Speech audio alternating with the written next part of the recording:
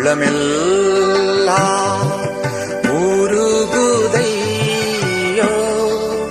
உத்தமனே நீ நைகையிலே உம்மையெல்லாம் வேறே தெய்வம் உண்மையாய் இல்லையே. கள்ளனின்று தள்ளிடாமல் அள்ளி என்னை ஆனைக்கவா